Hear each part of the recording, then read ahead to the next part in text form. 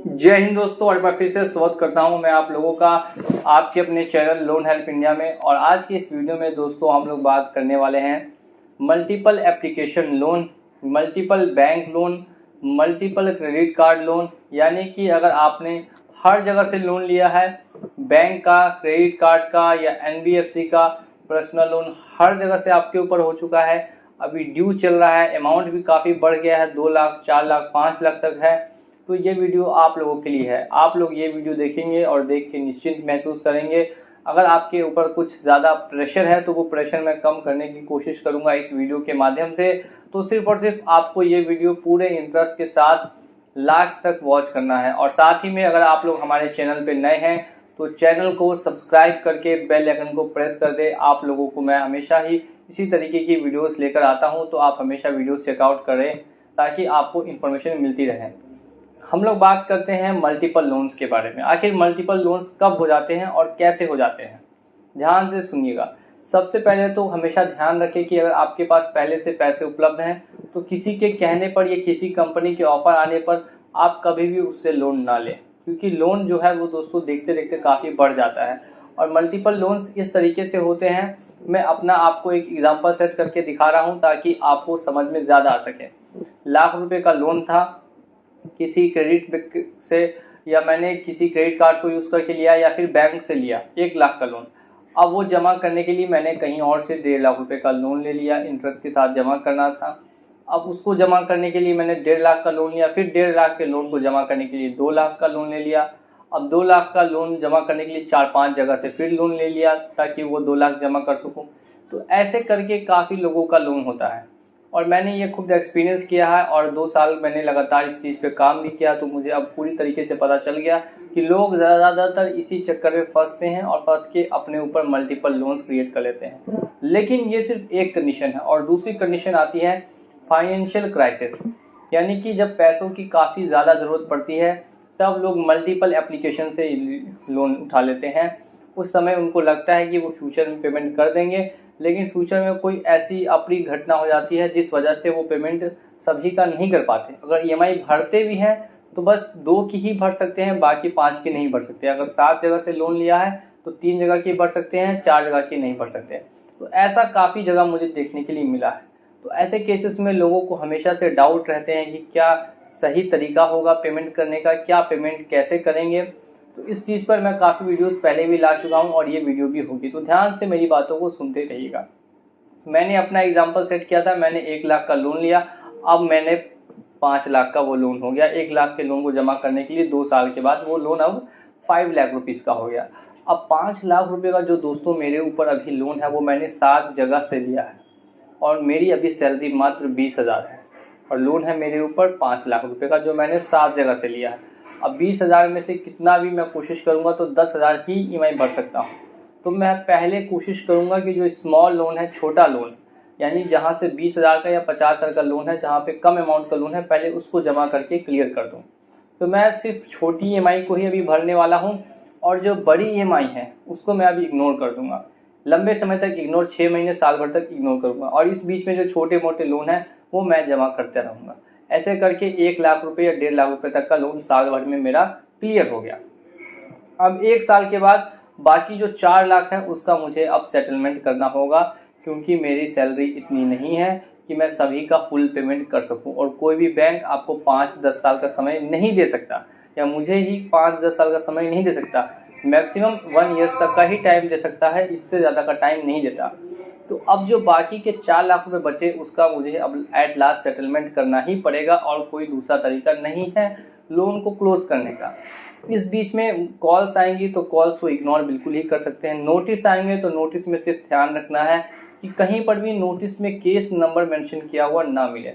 99% जो नोटिस आपके पास आते हैं वो फेक नोटिस होते हैं, नकली नोटिस होते हैं। वो सिर्फ और सिर्फ आपको रिमाइंडर देने के लिए होते हैं कि जो आपका ड्यू है वो आप जल्द से जल्द वापस पेमेंट कर दें।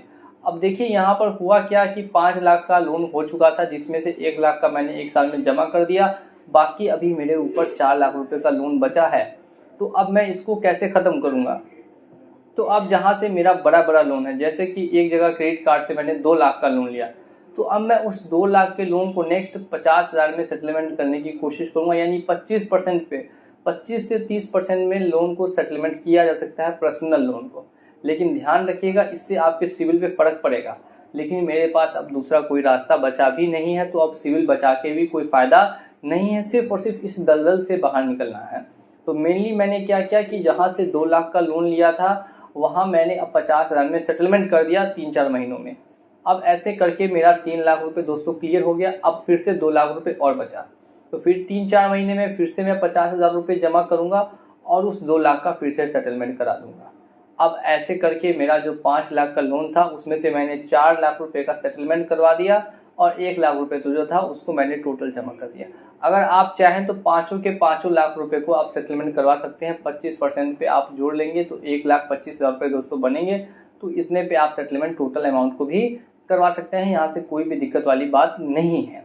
लेकिन ध्यान रखना है, इससे मेरा जो सिविल है वो अब इतना ज़्यादा लो हो गया कि अब मैं फ्यूचर में लोन नहीं ले सकता, कहीं से भी पर्सनल लोन नहीं ले सकता। अपने ऊपर नहीं ले सकता, बाकी अगर फैमिली मेम्बर्स हैं या घर में कोई और है तो उसके ऊपर भी मिल सकता है, लेकिन मेरे ऊपर नहीं मिल सकता। ये बस मैंने आपको एक आइडिया प्रोवाइड किया है जो आप लोग समझ गए होंगे।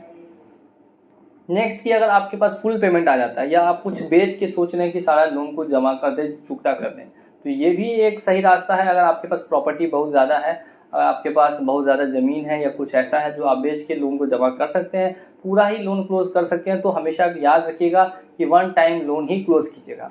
ईएमआई मत भरिएगा, क्योंकि ईएमआई भरने में क्या होता है, कभी कभी फिर दिक्कत आती है। तो अगर आप एक भी ईएमआई मिस करेंगे तो फिर आपको वही पड़ जाएगा, उतना वो लोग चार्जेस और फिर ऐड कर देंगे, पेनल्टी ऐड कर देंगे। इसीलिए हमेशा 1 टाइम में ही आप लोन को फुल पेमेंट करके भी क्लोज करा सकते हैं। कंपनी से बात कीजिएगा, कंपनी को समझाइएगा कि ऐसे ऐसे मुझे फुल पेमेंट करना है, तो वो आपको प्रोवाइड करेंगी और उसके बाद आपको एनओसी मिल जाएगा। आप लोन उनका पूरा का पूरा जमा करके एक बार में ही क्लियर करने की कोशिश करेंगे। धीरे धीरे करके अगर ईएमआई जमा करते रहेंगे तो ध्यान रखिएगा कि अगर ईएमआई मिस होती है तो वो पेनल्टी चार्जेस लगा के फिर से आपका लोन उतना ही कर देंगे जितना आपने लिया था। और ऐसा हर जगह दोस्तों देखने के लिए मिलता है, क्योंकि लोन को हर कोई दोस्तों हैंडल नहीं कर पाता। और इसको सबसे ज़्यादा दिक्कत तो तब होती है जब लोग बिना सोचे समझे ही लोन उठाते हैं, खासकर शेयर मार्केट में पैसा लगाने के लिए, बेटिंग ऐप पे पैसा लगाने के लिए। तो ऐसी चीज़ों में कभी भी दोस्त आप लोग पैसा ना लगाएं, नहीं तो आपको पैसा जो है वो डूबेगा ही डूबेगा।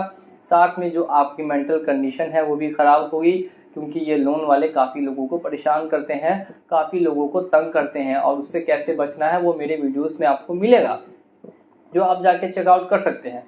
अब मैंने यहाँ तक आपको समझा दिया। अब नेक्स्ट हम लोग दोस्तों बात करते हैं कि क्या करती हैं ये कंपनियाँ।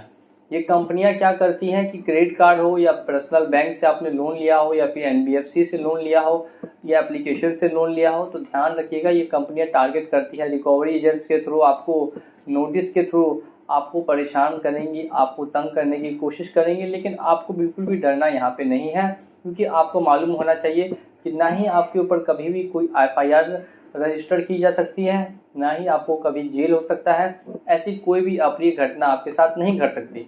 सिर्फ ध्यान इस चीज़ का रखना है कि आपको टाइमली करके किसी तरीके से लोन को पूरी तरीके से क्लोज करवाने की कोशिश करनी है, अगर आपके लिए पॉसिबल होता है तब। नहीं भी पॉसिबल है तो भी दिक्कत वाली बात नहीं है, उसमें भी अदर ऑप्शंस आते हैं। रिटर्न ऑफ का भी एक ऑप्शन आता है, जिसमें कि आपके लोन को बैंक वाले अपने खाते से हटा देते हैं, आपसे फिर दोबारा नहीं मांगते हैं, लेकिन जो आपका सिविल है उसमें आपको डिफ़ॉल्टर घोषित कर देते हैं। ऐसा भी होता है ये, और काफ़ी लोगों के साथ ऐसा हो भी चुका है। और ये होता है 2-2.5 साल बाद, जब 2-2.5 साल आप लोन का पेमेंट नहीं करेंगे तब। लेकिन ज़रूरी नहीं है कि वो एनपीए की रिकवरी नहीं करें, बैंक वाले एनपीए की भी रिकवरी करते हैं और कोशिश करते हैं वो पैसा भी उनको वापस मिले। तो सभी कंडीशंस पे हम लोगों ने आज के इस वीडियो में बात करी, और ये वीडियो भी ज़्यादा लंबा ना हो, इसीलिए मैं इस वीडियो को यहीं पर एंड कर दूंगा। और मैं उम्मीद करता हूं कि आप लोगों को समझ में आया होगा, और आप लोग ज़्यादा डरिए नहीं, बस मुझे फॉलो करते रहिए। मैं आपको टिप्स एंड ट्रिक्स हमेशा देता रहूँगा, इन्फॉर्मेशन और नॉलेज जो भी है वो शेयर करता रहूँगा आप लोगों के साथ। बस आप लोगों का इसी तरीके से सपोर्ट चाहिए और कुछ भी नहीं। चलिए चलता हूँ मैं आज के इस वीडियो में, और मिलूँगा आप लोगों से अगली वीडियो में बहुत जल्द। जय हिंद, जय भारत।